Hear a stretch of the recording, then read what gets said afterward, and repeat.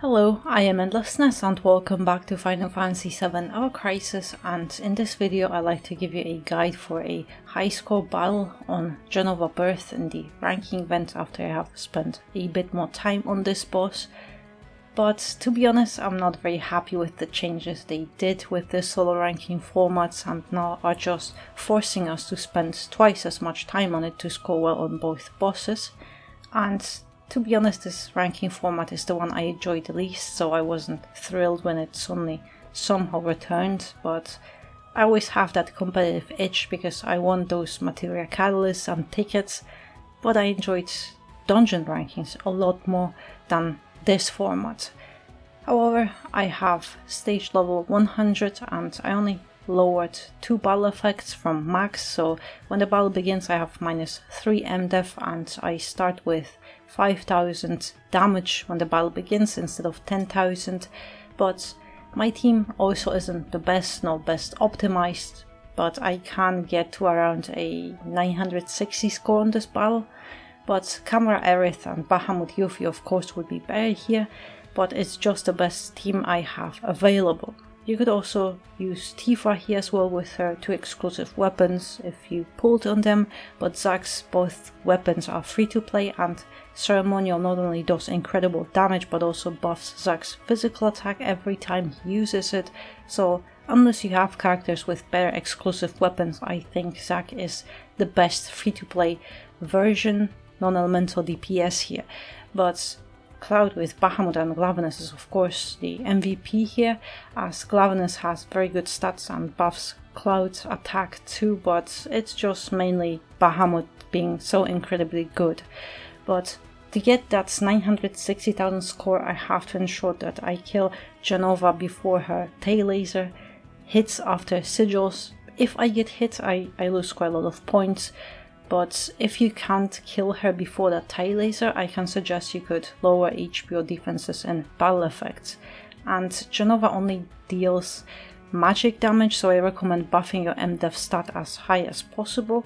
And because of Cloud needing to be above 50% HP for his Bahamut and Glavenus to work, if Cloud gets hit at the beginning of the battle, just quit and restart. But I'm using the same team as I don't really have better options, so Zack, Matt and Cloud, and I mostly have kept the same equipment on them, but tried to play more efficiently.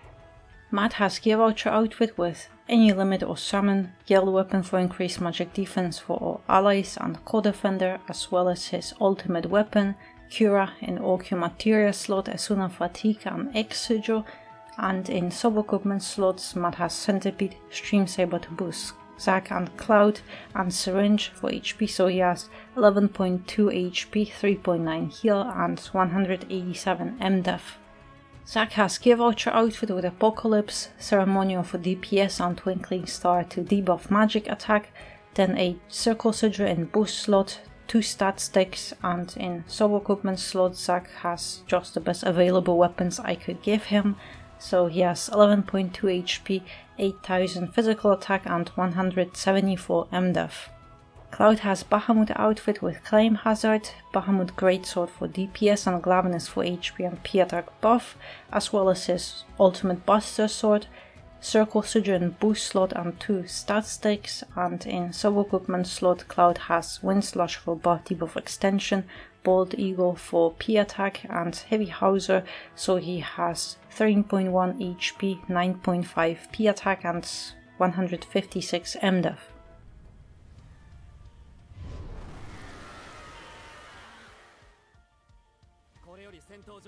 When the battle begins and you are close to 4 AB, switch to defense because that's where the first laser comes. And if you have Glavenus, wait till 7 AB and then use it to buff yourself. And that's actually great because Matt got targeted twice, so it wasn't Cloud and I don't have to restart.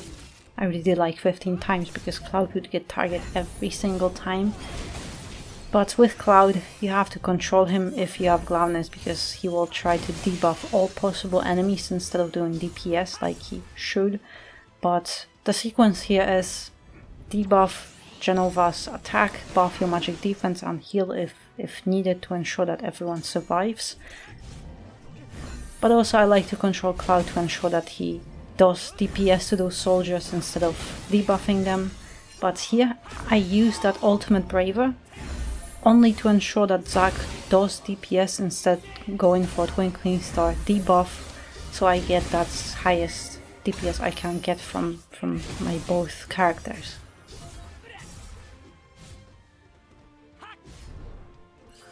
Actually I could have gone for the limits, but it doesn't matter. Here you just want to break those sigils as quickly as possible, because she heals in this phase and she also is protected, so your damage, if you were to try to go for damage, you can't because she has those shields and is protected. But also that's unfortunate that Matt got stunned, because I have to get rid of that fatigue size.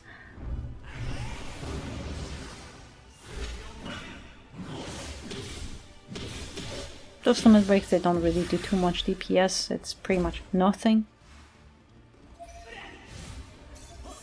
But I was hoping that maybe that stun ends a little bit quicker. But here, this is where it gets complicated, because very soon Jenova will start charging the tail laser, and that means we have a very limited time to finish her off. But hopefully, it will be very close, but hopefully I can get it in time. Yeah, perfect, but that's pretty much it. You just want to do as much damage to her before that preservation sigil phase, and then want to break those sigils as quickly as possible for her not to heal too much, so you have enough time to finish her off. But yeah, that's actually great. That's a new record on this battle as well, but that's basically it. Just try to play as efficiently as possible.